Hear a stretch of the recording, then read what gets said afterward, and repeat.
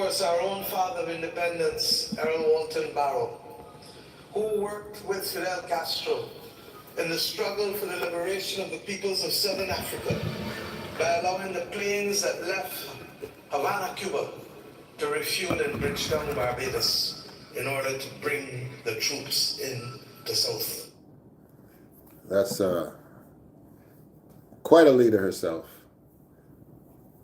Maya Motley. I don't know if I'm saying her name properly, Motley or Motley. She is the leader of Barbados, Prime Minister of Barbados, and quite a formidable woman in the world. I've got a little haze on my camera. If you forgive me, let me just smudge it up a little bit. All right. Yeah, baby. It's not a live drive day. It's my day off. So I came into my living room to give you guys the daily spiel to all the Cyclopses that are in the building, to Dr. David Israel, to all of the members and subscribers. You know, you guys have been slacking. I haven't seen a lot of new subscribers. You know, people come in and out, but normally I see a little influx. And I'd like you guys to subscribe and to let me know that you appreciate the things that are coming out of my mouth. And we'd love you to get membership. We can talk about what membership means. You have my private information. We have personal one-on-ones. We had master classes that we were teaching before. We had a lot of things that I was doing before. Black Panther X, he came and he said he liked the spiritual component. Things I'm going to bring back in my new phase of things. I'm going to bring some things back. But I'm really sitting here in my casual gear. I keep my place warm, so I sit around. It's wintertime, but it's not wintertime in here. It's always Africa in here, baby. It's always Trinidad and Tobago in here. Listen, we were always kings. We were always kings. I sat and I was just listening to Maya Motley, and she has a multitude of things she discusses. I like the place, what am I calling it? The course that she charts for her intellectualism and for her mind. And we need to break some certain constructs that we have been forced to digest. Lots of things. I mean, I can come up with a few things before I get into the meat and the cranny of what I wanted to talk about today. We've always been kings. We've always been pharaohs. But things like climate change, these contexts and concepts of, like, first of all, I don't believe climate change exists. I don't believe it exists. I don't believe there's any real rational evidence that we as human beings can take on the change of the global ecosphere. I don't think we can really do that. I don't think we have the capacity to do that. Really, what we have done, what we have improved, and what we have become aware of is our ability to pollute our environment. And I believe that's what proper civilization has a ability to be able to apportion its waste and the things that it has to discard to create things, and we can put those things in proper places. We have been terrible pollutants, which has been true. We have done things even recently where people in Flint, Michigan couldn't even drink their own doggone water. But that doesn't speak to the global climate, politicizing of the global climate that we have done. Nations, especially large nations, have to be aware of their waste. But when we start talking, anytime, for example, let me give you an example, why I know that certain things just cannot be as serious or cannot exist, period, based on the people who back them. Some people know I live north of the Mason-Dixie line in a country referred to as Canada. One of the colonies of Great Britain.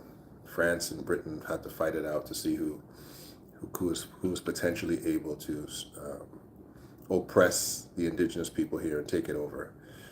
But in Canada, we have a prime minister by the name of Justin Trudeau. And anything that Justin Trudeau supports, immediately, I do not trust. Immediately. Black Panther X, I just mentioned you, brother. Good to see you. And good morning to you. Justin Trudeau is big on carbon emissions, talking and carbon taxing, and creating these programs that tell us that we need to take care and be aware of our carbon footprint. As I have been alive, there has been politicians making up climate jargon.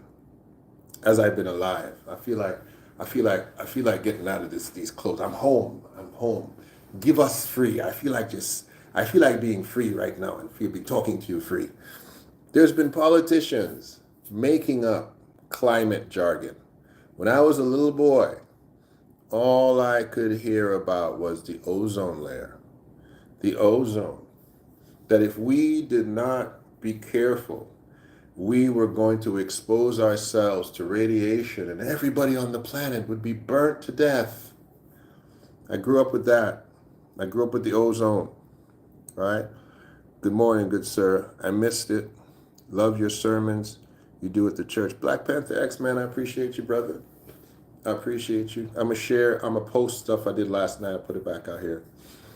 But I'm hearing what you're saying, Black Panther X, and I'm bringing back some stuff. And trust me, I'll put some stuff in there right now. We have created a complex that we as human beings have the capacity to control a place that we did not put ourselves, and that somehow we have the ability to destroy our own world. And I want to put you at ease. I want to put you at ease. When you hear them screaming about World War III, don't get excited, because human beings cannot destroy this world. If every nuclear weapon launched all at the same time from every one of these major so-called nuclear powers, and they shot these things from orbit, from inside of the ground, from every silo, from every submarine, from every ship, and they launched all of them, targeting all of them, let me tell you something, they still don't have the power to destroy this world. They don't have it. They don't have it. They don't have it. You don't have it. You don't got the power to do it. You don't have it. You don't have it. Human beings cannot destroy this world, even if they tried, even if they put their mind to it. They can't do it. They can't do it. So y'all need to not stop getting excited with some of the nonsense that is just meant to create hysteria, to move donations, to push political campaigns, to take up media time, to distract the public. That you need to stop getting excited about it. There's more things you need to stop getting excited. Climate change is just one of them. There's an old adage that I read somewhere that said there will be wars and rumors of wars. All these wars, there's a war over here and there's a war over there. Oh no, the sky is falling. Chicken Little, no. Man cannot, in fact, man can't even destroy himself if he tried to. If he tried to, he couldn't destroy himself. Because man simply doesn't have that much power. Right? Simply doesn't. He simply doesn't have that much power. So the only thing that I would say is that we have gotten better as a human species, because I really don't believe in race that much. I believe in ethnicity. I believe in racism, because racism is an ignorance that believes that your particular ethnicity is superior in some way. But as a human species, we do not have the capacity to destroy ourselves, but we do have the capacity to make life here uncomfortable. If you don't have the capacity to separate your sewage system from the rest of your living spaces, your life could be uncomfortable. One of the nations and places in the world that most people think is so beautiful, Dubai. Dubai went and quickly from a fishing village, a little fishing village. Dubai was a little dirt town, a little camel stopover. That's all it was. A little place where goat herders had a few little goats. That's all it was. And somewhere, whether it was the 60s, late 60s or the early 70s, they discovered that they had more oil than the oceans got water. Those sands had oil. And we know what's taking place in the meantime. They tried to build a metropolis, a place that looked like the future. And Dubai is surely on the outside of it. It's beautiful. On the inside of Dubai, they built a place that they did not build the infrastructure to maintain. They didn't build a sewage system that was able to deal with all their waste. They didn't. They put together a place, an opulent place for the wealthy, for the uber rich, and they didn't even have the capacity to build proper plumbing in the place. They had to be carting out their sewage and all kinds of things because they didn't know what the heck they were doing. They were trying to build so quickly. They also built a country or a nation or a city that is for the rich, but they have no place to put their workers. So 90% of Dubai is migrant workers. Migrant workers that they've got to hide, that they've got to push somewhere else because, they don't want anybody to see how your food is showing up or how all your things are showing up. But we've always been kings, baby. We've always been kings. We've always been kings. We just don't know sometimes how to function or organize ourselves. The pharaohs understood, and ancient African, Eastern African culture, they understood the importance of an ecosystem balance. They understood, and we're speaking of Nilotic people first and foremost because we have record of how they behave. The Egyptian and the Nilotic African understood weather in combination of the tidal systems, in combination of a lunar calendar. They were able to function effectively with a balance of their ecosphere. They had an understanding of science and geometry and agrarian culture and the building of ziggurats, aka pyramids, and they dove deep even into astrology and how to mummify and how to what's the word, to keep a dead body feasible or viable rather for a longer period of time. They understood these things. They understood their world. They understood. Think about it. That Egypt was in the brass age, the bronze age, when most of the world was still in the Stone Age, still making sticks, using sticks and rocks as weapons, and Egypt was driving around in chariots. I want to give you an idea of what I'm talking about. Think of the entire world being at horse and buggy level, and then Egypt is driving Teslas. That's how technologically advanced Africa was from the rest of the world. And so when you deal with humanity, you are always going to have a technologically advanced group or culture that believes that they are so magnanimous that they have the capacity to make and to break the world that they are so-called living in. And Egypt was like that too. Egypt, not especially when you see a culture, Egypt is basically very similar to modern day America or the modern day European Union and America. Egypt is very similar to them in their mentality. They have a God complex. Do you think the USA is a clean-handed country, undisputed? Please explain to me what you mean by clean-handed, and I'll answer you. No, that's true. There are so many other civilizations before Egypt, Indus Valley civilizations, Mesopotamian civilizations. There are civilizations before Egypt, absolutely. But when we look into some of our earliest historical documents, when we look into Egypt and we look into how Egyptian civilization was so advanced at the time that some of the patriarchs that we get this information from, speaking of Abraham and Moses and these people who we utilize for these ancient texts, because even if you do not aspire to the Bible as a religious text, as some of us do, it is still a very old text. It's still a very ancient text that you can look at and say, this points us to that society in its early phases by eyewitnesses. So you can still look at it like that. And so we see an Egypt that was extremely technologically advanced compared to the people who were coming into it. Abram was basically a farmer coming into the 16th dynasty of Egypt at the time that we arrive in this particular part of the story, right? We definitely have a gap in history, with Abram being of the Ur of the Chaldees, of this Chaldean culture, of which was grandiose on its own on the other side of the Euphrates. But now when Abram, I hope I said Abram, when Abram crosses the Euphrates and enters into this Hamitic land, which we know to be Africa, African Peninsula, Canaan, all these areas, that we see now that these cultures are extremely advanced.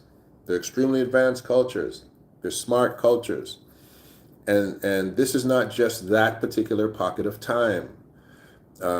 This culture that is alleged to be called the Moors, and they referred to them as the Moors, but effectively it was the Afro-Islamic nations that the European was calling the Moors. Afro-Islam, when it came to Europe, and it came to Europe probably in the first decadent way by a gentleman I speak about all the time, King Musa, or Mansa Musa of the Mali Empire. And he makes his pilgrimage to Mecca, coming from West Africa. Now we're going to West Africa. We're going to West Africa. We're going to from the illustriousness of East Africa to now a Middle Ages West Africa, about 1100 AD, where this Islamic king coming from the grandioseness of West Africa. West Africa is very developed. West Africa has libraries. We have the great Timbuktu, great civilizations. These men and women are brilliant. They are world travelers, circumnavigating the globe 400 years before Columbus, before the European had a mindset of adventuring outside of its immediate borders and fighting its own little tribal wars. The Malian was trying to go and to see the world, and they weren't motivated by the nonsense that Europe was motivated simply because they wanted salt in their food or they wanted pepper in their food. There wasn't a spice trade. They didn't go looking for spices. They went exploring. They were true explorers. And they settled throughout North America, South America. That's right. Black folks beat the European to North America. They beat the European to South America. And this gentleman, Mansa Musa, after his brother became an explorer, Mansa said, let me go to Mecca. And he travels to Mecca. They find out that there are these Muslims, in this scenario, a Hamitic Islamic man. But there were also Afro-Semitic men. So when I say Hamitic Islam, you have individuals that are clearly Hamitic. They're from Hamitic regions. They're from Africa, adopting a Semitic religion, which is Islam, speaking Arabic, and coming into Europe, showing Europe what civilization looked like. When the Moors, later on, and the Moors, referring to as the Moors, and I don't like when Europeans are allowed to name us. They are the Semitic Islamic people who came, Afro-Islamic people who came to Europe and taught Europeans that there was something called disease, taught them that you have to wash your clothes, you have to bathe regularly. I'm not making this up. I'm not throwing stones. This is why Europe had this issue with something called the bubonic plague and all these diseases. The Moors understood the context of diseases and microbiology. They understood these things before Louis Pasteur understood a thing. Before Louis Pasteur could conjugate a verb or do his arithmetic and his multiplication tables, the Moors were teaching European how to be civilized. This is just facts. These things are just facts, my friends. If you don't like facts, don't come here. But they were, and explaining to these folks how society and how you separate your waste and you run a civilized place. Europe was taught that by the Afro-Islamics. They were taught that. My brother says, no, that's not true. There are so many. I don't know what you're saying. That's not true. I think I spoke about that too. Undisputed. Okay. Here we go. So you have so many moments in history where we have demonstrated ourselves to be kings, to be leaders, to be champions of industry, men and women, people who have stepped forward and have taught the world how to be proper.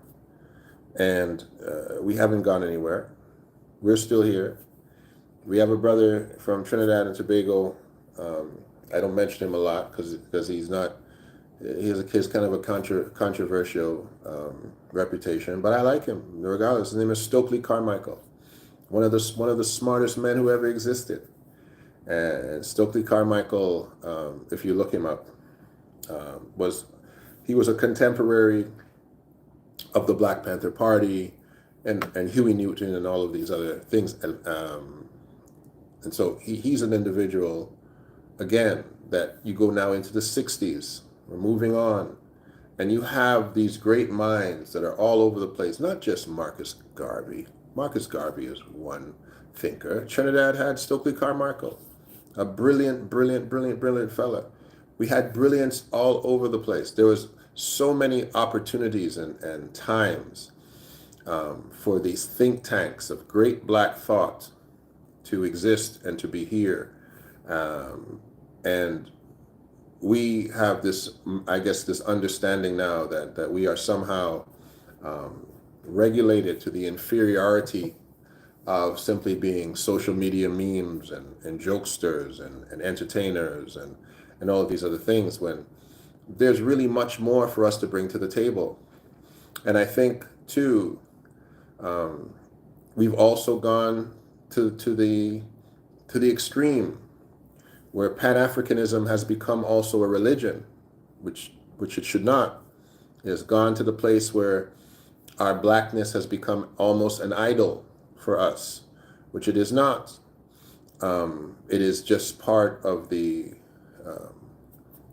stellar aspect of who we are as people. But we have always carried this level of royalty, especially when we have intermingled it with the faith and the truth.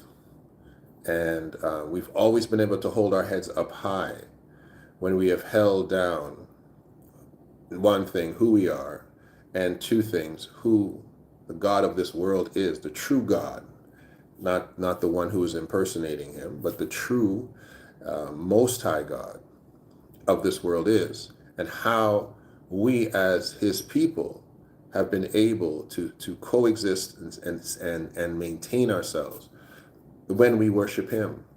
I think one of the greatest modern examples, and these are folks I don't talk about enough, but are saints in Demona who have repatriated themselves to the God of Abraham, Isaac, and Jacob, and have sought a pilgrimage 50 years ago, gone back to nothing, gone back to have to build like they had to do in Dubai and build all of their infrastructure. And I think Dubai is a great example to the saints of Demona.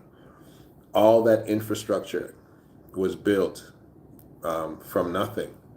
It was, of course, because there was oil. And we don't know if there's oil under those stones where you guys are in Demona.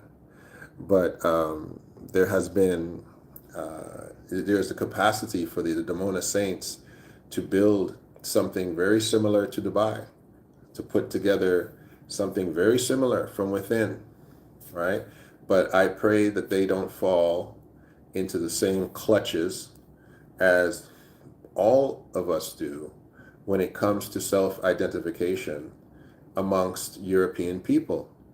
And one thing that you have to be, you got to take your hat off to American whites, to European whites, is that they will always let you know that they are very proud of who they are, and they won't assimilate into you. They won't assimilate into you. You might be able to catch a couple of their daughters slipping. You might you might see them bopping their head to your music, but they won't assimilate into your culture. They will have you assimilate into theirs. Even right now, in Israel, as my best example, is you have the Ethiopian who has been following the Mosaic law before the so-called European even knew what Judaism and the Mosaic law is. The Ethiopian was probably from 4 BC indoctrinated into the following of Abraham, Isaac, and Jacob, and following the Mosaic regimen. And if I'm incorrect about 4 BC, somebody can correct me. But now today, the Ethiopian, who clearly preceded the modern European convert in the following of the Mosaic law, now they are converting to become a European Jew. They are wearing the black suit, the big hat, the white shirt, the tie. They are assimilating into them and being converted into a Talmudic version of what they already are. And it would be, I don't even have a good analogy, a good proper analogy for it. Let me use this. It would be like the South African, the indigenous South African, to start claiming that he is Africanus, like the white South African Boer who came to South Africa, colonized South Africa, and took over South Africa. It would be like the indigenous black South African saying, "Oh, I want to dress like, and I want to be as African as the white South African," and it would be that backward, and that's what's taking place in Israel with the Ethiopian, the so-called Ethiopian Jew. We seemingly always think that we have to assimilate into European society because this impetus of dominance has somehow erased the fact that we've always been kings. We've always been kings. And it boggles my mind. And I think sometimes we would rather, I think I asked this question. Yes, I was talking last night about a gentleman in the Bible by the name of Gehazi, right? And Gehazi in 2 Kings was a servant of Elisha. And the Syrian general, Naaman, comes to Israel And he comes to Israel because he's been sent by the king of Syria to be healed of his leprosy. And so the king of Israel, fretting about this situation, gets a message from Elisha, says, don't worry, there's a God in Israel, send him to me. And so he goes and he heals Naaman. Doesn't do anything special, tells him to dip 7 times in the Jordan River. Reluctantly, Naaman does so, and he's healed of his leprosy. And in gratitude, he wants to bless Elisha and the sons of the prophets. He wants to give them wealth. He wants to give them garments. And Elisha says, I don't need anything from you. Take it all with you. Take it right back where you came from. I don't want anything from you. Now, his servant Gehazi sees all the silver and sees all the clothes and the decadence and says, oh my gosh, why would we refuse this? Why wouldn't he simply just accept it? And so Gehazi follows Naaman and catches up to him and tells him a story. Says, hey, listen, there are some sons of the prophets who came down, and they don't have any stuff. Could you give a couple of changes of garment? Just give me a couple of outfits, and give us maybe 1 talent of silver, just a little bit of money. And Naaman says, hey, no, here's 2 talents. He puts his men put it on Gehazi's mule. They give him some clothes. They carry it all the way back for him, and Gehazi hides it.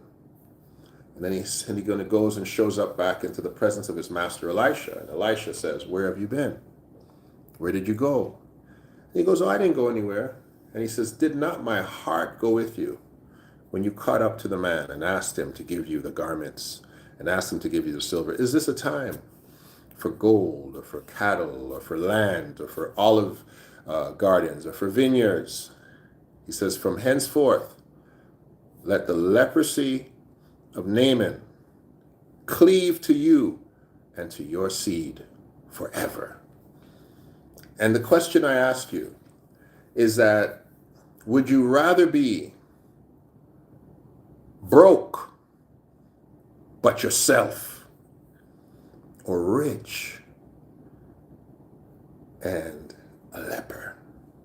Would you rather assimilate into Naaman's affliction but have stuff, or simply allow what is meant for you to be you? I hear people here, I see people here, I hear it. There's only one King Jesus, and I know where Reaper 362 is from. I know exactly where you're from. Because in order for you to make the comments you're making here, you're not listening, right? You're not listening. You're listening to what has gone into your mind, into your indoctrination, based on what you see in your mirror, what you believe yourself to be. But I can tell you, my brother, we've always been kings. We've always been kings. When the European, or even if you go as far as even go use your Bible, you go to the Galatians, you go to the Cretes, right? You go to the Cretans. When you go to these individuals and you see what they were before we arrived, what they were before the truth arrived to them, we have always been kings. We have always been kings. This is not the Jesus that you say you claim, this King Jesus you call him, right? He was us. He was ours. We are him. And we've given him to you unreluctantly. He is yours to have. But please do not get it twisted. We have always been kings. In fact, to welcome his birth, kings arrived to welcome his birth. Kings that look like us came to say, where is he who has been born King of the Jews? Kings arrived to welcome him. Kings from the East arrived, right? When you look into the church and you look into the East, where is the Eastern Church? What is referred to as the Eastern Church? The Eastern Church is always referred to as the African Church, right? The Greek colonizer, tried to change the name of Mizraim, that became Egypt, that became Alexandria, but has always been Africa. It is the East. They came from the East to welcome him. When he had to run and hide, when his parents had to hide from Herod, and the wise men realized in a vision that they were not supposed to go back there. Where did God tell him to hide? Where did he tell him to go to? He told him to go to Egypt so that the prophet Hosea's prophecy that said it could be fulfilled, that God could say, out of Egypt, out of Africa, I have called my son. We've given him to you. It's okay. You're welcome. We are pleased to have you. You are my brother. Ephesians 2 is written for you. You are strangers. You are foreigners from the things of God. But now you have been brought near. I have no problem with you, brother. Shake my hand. We welcome you into the family. You're allowed at the cookout. It's okay. But we've always been kings. You didn't make us kings. We made you kings. So this is a scenario where I'm trying to say to you that we are living in a world caught up with some of the things that we are too caught up with. We're too caught up with the politicizing of this world. We are, but politics is important. We have to understand it. We have to understand it. We have to have a voice for it. I wish the African nations had an understanding of politics prior to now. We are just getting smart. India has gotten smart. Iran has gotten smart. Okay? These countries have gotten smart. These countries that say, hey, I need to make sure that I have military might. I need to make sure that I can sit down at the table with a gun pointed at you, just like you have a gun pointed at me, because that's just smart.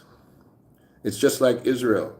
When Israel came out of Egypt, Israel came out of a bronze class nation, a nation that was in the Bronze Age, as I mentioned, a nation that had chariots, a nation that knew how to do molten weapon forging.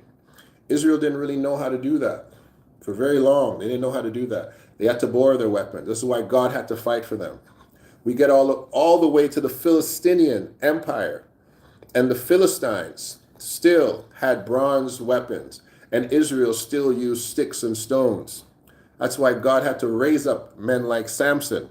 Why was Samson fighting people off with the jawbone of an ass?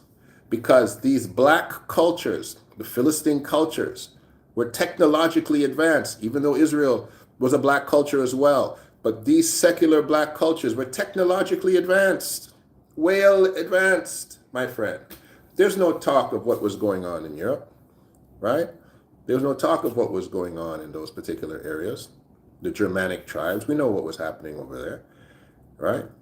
There was no talk of that because that yet was not the place of so-called sophistication, because God wasn't necessarily operating in that area as he was operating in the areas of the East. It's okay. There's nothing wrong with that. At the very same time that you have, let me see if I can get into the particular time span.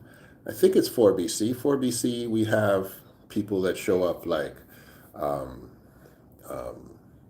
Buddha, and we have the Chinese philosophers and the Chinese empires starting to rise up.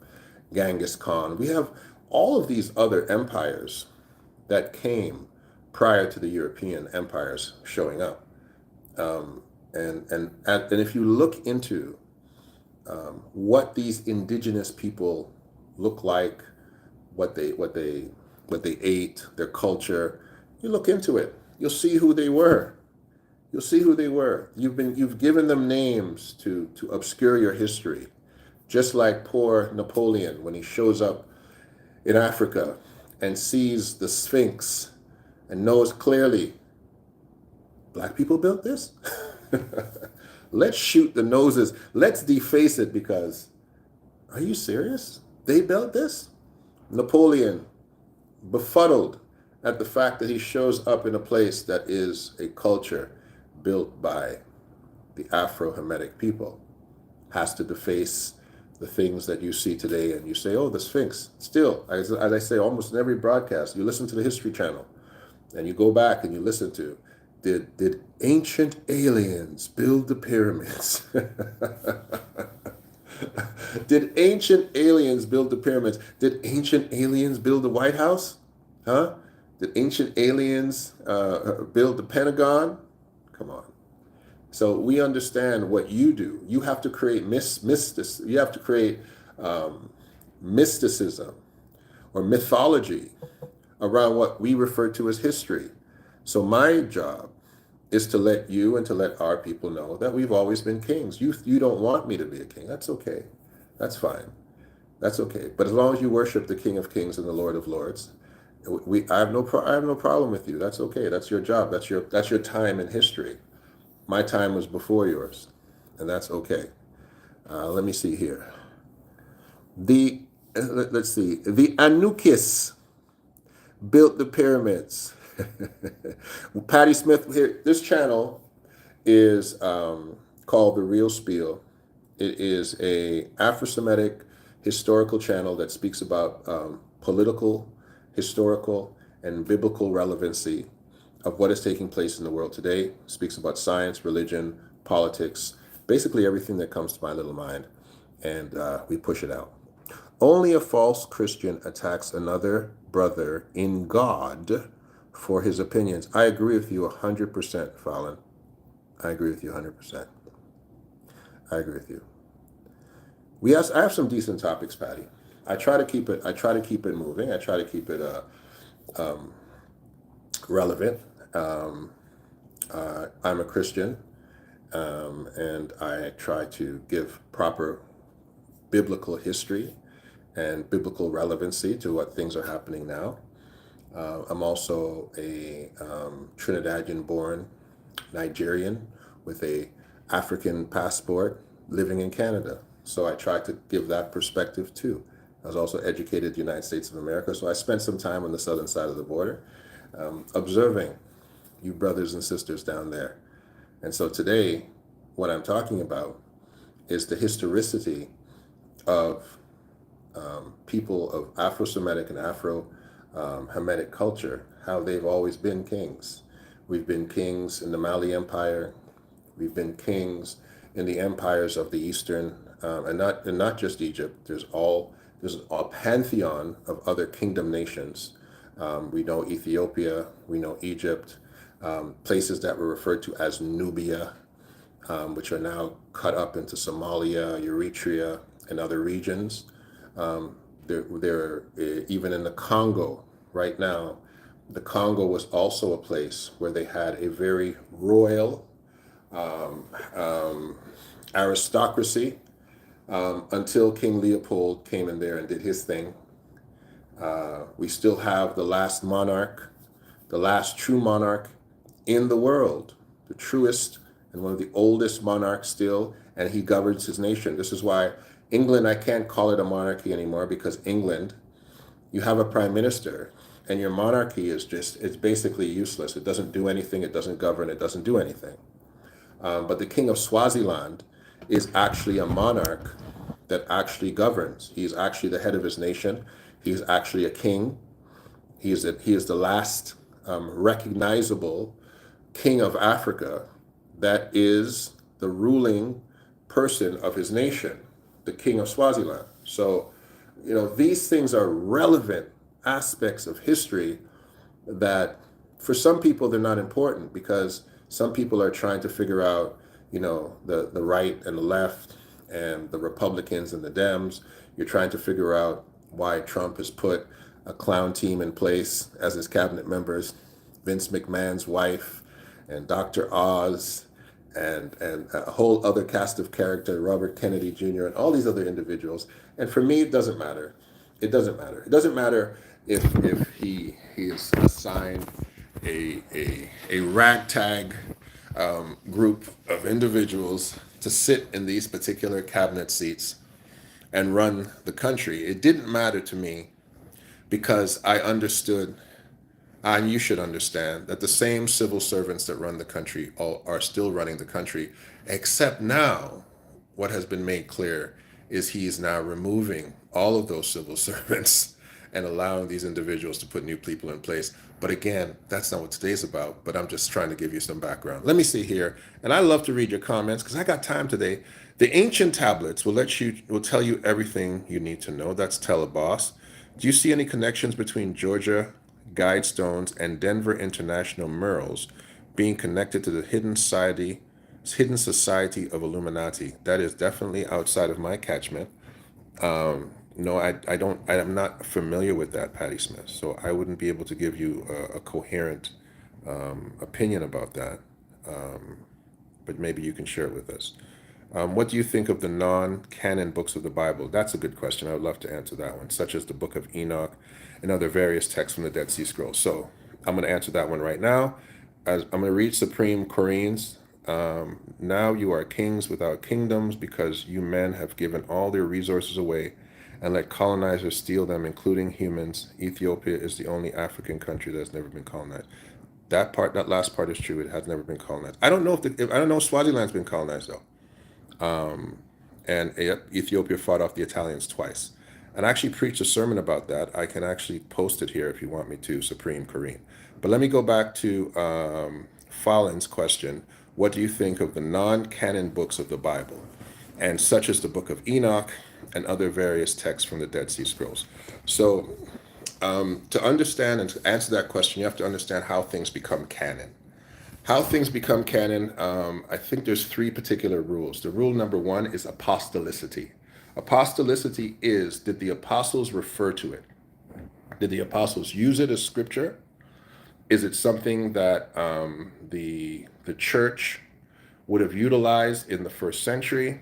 And would it have been something that was considered to be God-breathed? So apostolicity. Now, number two is, does it disagree with other known canonized texts? So the early canon, and the easiest way to get canon for the first portion of the Bible is what was in the Septuagint. What did the Hebrews consider to be part of their scripture? And the Book of Enoch was not considered to be part of the Tanakh. And so if it's not part of the Tanakh for the Hebrew, it would be ill-advised for the Christian to throw it in there. And secondly, does the Book of Enoch contradict with other aspects of Scripture, right? So that's number two. If it does, then we have to conclude that the Book of Enoch can be an old book. It can be a book that is good for history, but it cannot be God-breathed, because canon is things that are God-breathed. And if it's God-breathed, then book one will not conflict with book two. It won't say opposite things because God is not the author of confusion. And then number three, apostolicity was number one. Is it things that the Septuagint would have had? Number two. But number three is it profitable for doctrine? Is it profitable for doctrine? So we have this little tiny so-called, I guess we can call it a book in the Bible, the book of Jude. And it was referred to by Christ. It made it into the scriptures of the canon because Jude is profitable for doctrine. Also, we have things like the book of Hebrews, where many people don't know who is the author of Hebrews. Is it Apollos? Is it Paul? Does it matter? It doesn't matter for two reasons. It doesn't matter because the apostles were using it. It doesn't matter because the church was actually using it. And it doesn't matter because it is profitable for doctrine. So Enoch would be disqualified in all of the accounts because it doesn't meet those thresholds. But can it be read? Is it considered part of the apocryphal books that the Roman Catholic Church has thrown into its Bible? Can it be read? Yes. It's not taboo, but it should not be considered God-breathed. I hope that was a sufficient answer for you. I did talk about Ethiopia, like I said, Supreme Korean in the past, talking about how Haile Selassie ran to the League of Nations, hoping that they would kick Mussolini out of his country, not realizing that you were just a little boy who was allowed to sit at the table, and that you were never really part of the League of Nations. Although Haile Selassie, in his wisdom, wanted to quickly get Ethiopia to the table and to be considered part of the League of Nations. England never came, the UK never, Great Britain at the time, I guess they call it. How many names these people going to have? But they never really came to help. All they did was allowed Haile Selassie to hide.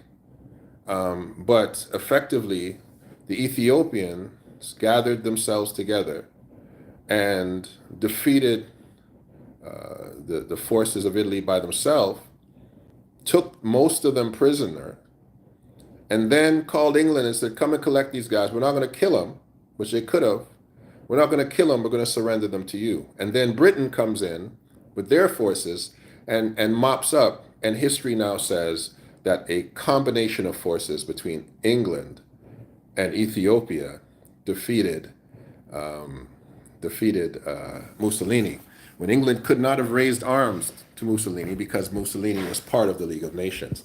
So Mussolini was upset that Baron von Bismarck's edict that our friend, again, Leopold, got, what was that referred to as? To cut up all of the African nations. It was the Council of Berlin. And the Council of Berlin allowed all the European nations to figure out what part of Africa do they want for themselves. And this was orchestrated by Leopold II. Leopold II wanted, of course, Congo to be his, because Leopold II understood that Congo had the largest repository of rubber in the world. And Leopold wanted to control rubber because we were moving at that time, just as this is about 20 years after Lincoln frees the slaves, 40 years after all of the British and Europeans have already freed the slaves. But Leopold realizes at the time that the world is moving from horse and buggy to automobiles. And he creates a deal with a gentleman by the name of Sam Firestone. Sam Firestone. And then starts going through Congo to get rubber and utilizing what was referred to as the tax of hands. Basically, any village that did not bring its portion of rubber, those African soldiers from other countries in Africa, again, working with the colonizer, if you didn't bring back your portion of rubber, you make sure you bring back hands, severed hands, to make up for what you're missing, because we want to know that you are actually working to bring back what you're bringing back. So that's a little bit about the context of Ethiopia, the context of Europe, and things like that. But we have always been kings. That's me. That's King Brereton. I'm here. Bless you guys. That's enough time. I hope you guys have a fantastic rest of your weekend. And I'm going to come in here and see if I can have a conversation maybe with you guys tomorrow morning. This is Del K. Brereton. This is the Real Spiel. Shiloh Institute, stand up. And to all the Cyclopses that are in the building, subscribe, share. Del K. Brereton is here. I'll talk to you soon. Bye-bye.